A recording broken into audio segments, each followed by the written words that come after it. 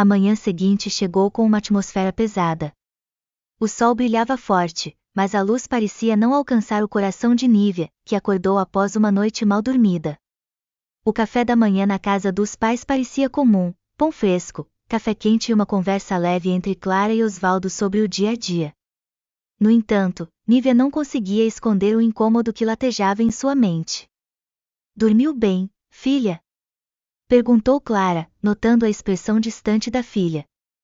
"Mais ou menos", respondeu Nívia, mexendo distraidamente na xícara de café. Osvaldo, lendo seu jornal como de costume, parecia alheio à atenção da filha.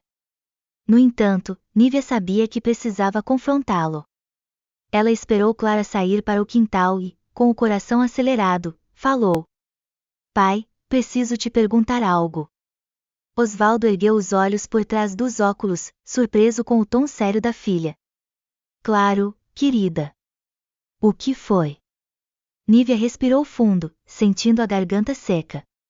"Você já teve algum envolvimento com o pai do Marcos?" A pergunta pairou no ar, e por um momento, Osvaldo ficou completamente imóvel. Seu olhar, antes tranquilo, tornou-se cauteloso. "Por que está me perguntando isso?" respondeu ele, com uma voz firme e controlada.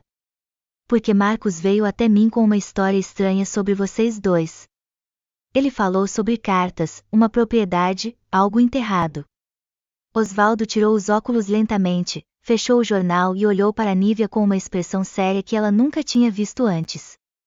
"Ele te mostrou essas cartas?" "Não ainda. Mas ele disse que elas existem." "É verdade?"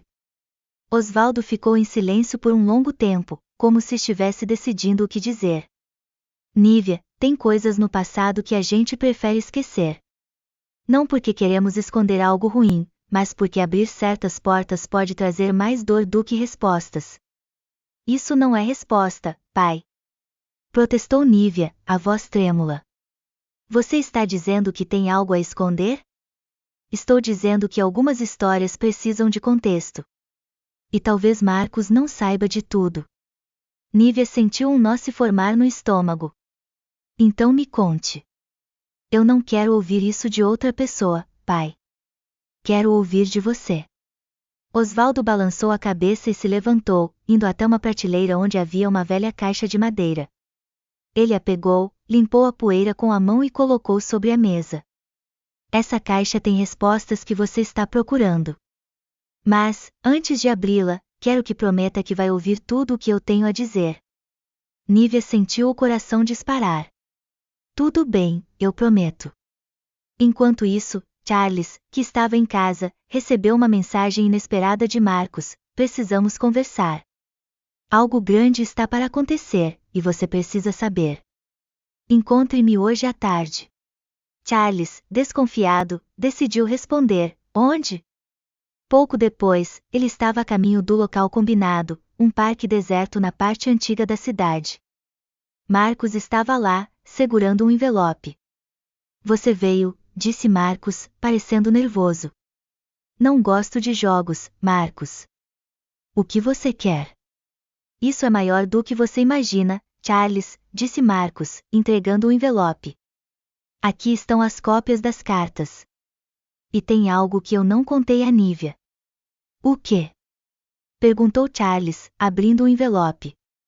"Não é só sobre o pai dela e o meu. Eles tinham um acordo com outra pessoa.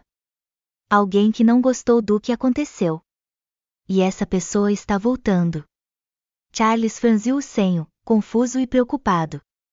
"Voltando? Do que você está falando?" "Eu acho que estamos em perigo, Charles. E não sei até onde isso vai." Enquanto Charles lia as cartas, o conteúdo revelado era assustador. Elas mencionavam algo chamado o Acerto, um pacto entre Osvaldo, o pai de Marcos e um terceiro homem chamado Vicente.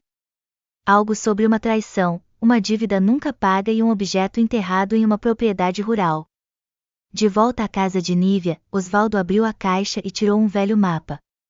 "Esse lugar, Nívia, foi onde tudo começou.